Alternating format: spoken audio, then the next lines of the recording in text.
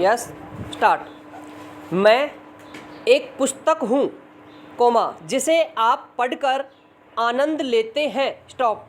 मेरे अक्षर उसी तरह अमर हैं कोमा जिस तरह मनुष्य की आत्मा अमर है स्टॉप।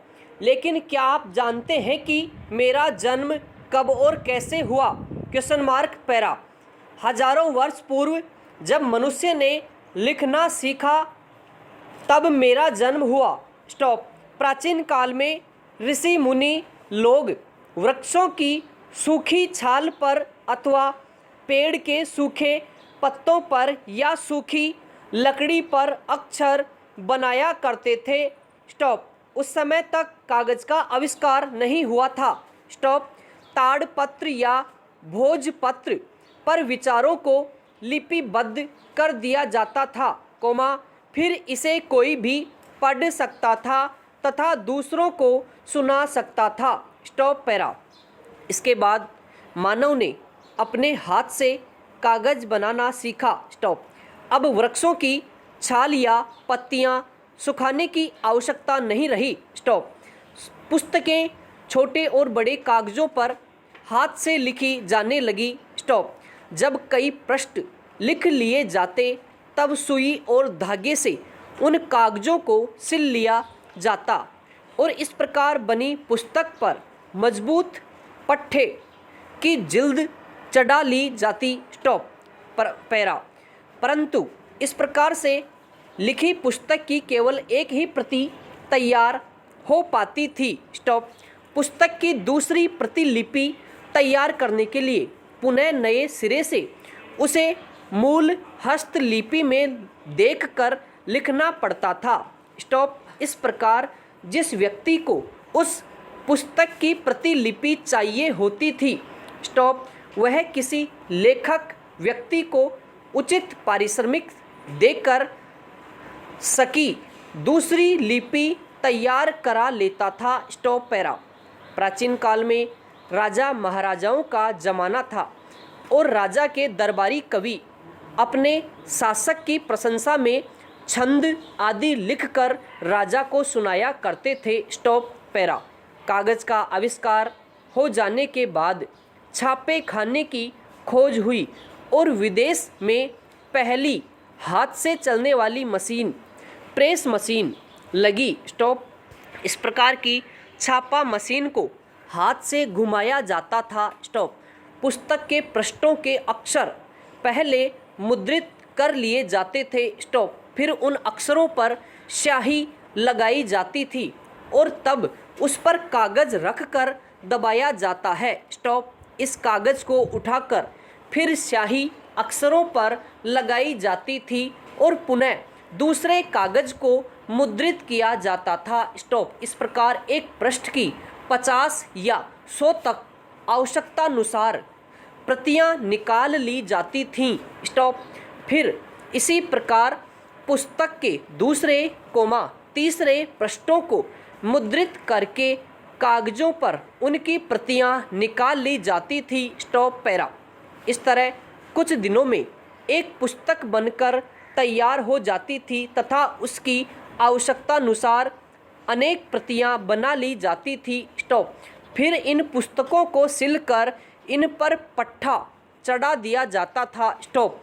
धीरे धीरे छापाखाना मशीन में आवश्यक सुधार होना शुरू हुआ स्टॉप। हाथ से चलाने के बजाय पैर से चलाई जाने वाली सिलेंडर मशीन का निर्माण हुआ जिसे एक व्यक्ति पैरों से चलाता हुआ तथा हाथों से कागज उठाता और रखता हुआ मशीन का नियंत्रण कर सकता था स्टॉप। इसमें कागजों पर स्याही भी अपने आप लगती चली जाती है स्टॉप पैरा।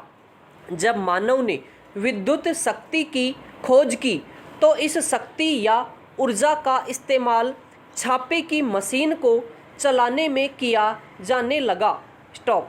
अब मनुष्य को मशीन चलाने के लिए हाथ या पैर का जोर नहीं लगाना पड़ता था स्टॉप। बिजली का बटन दबाते ही मशीन के पहिए चलने लगते थे और कागज पर अक्षर छपने लगते थे स्टॉप पैरा।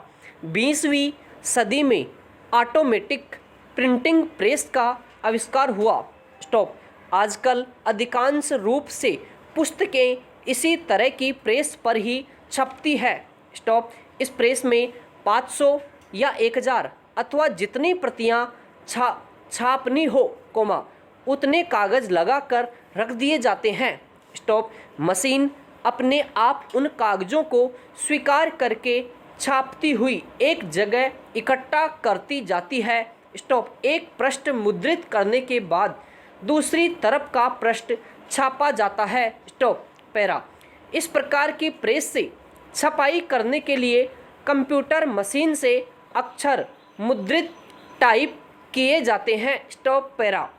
वर्तमान समय में मुझ पुस्तक को छापने के लिए निम्न चरणों का सहारा लिया जाता है।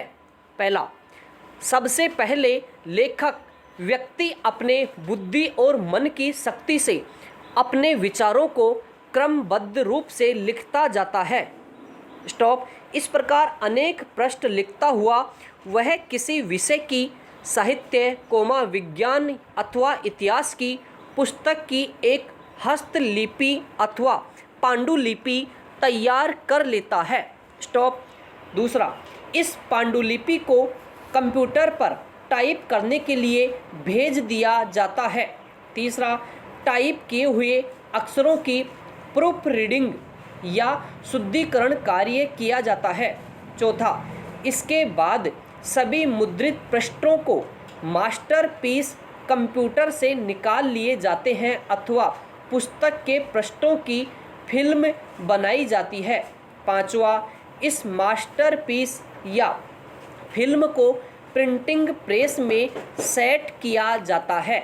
छठवां, अनेक सारे सफ़ेद कागज प्रेस में रखे जाते हैं। स्टॉप। सातवां, प्रिंटिंग प्रेस का बटन दबाया जाता है।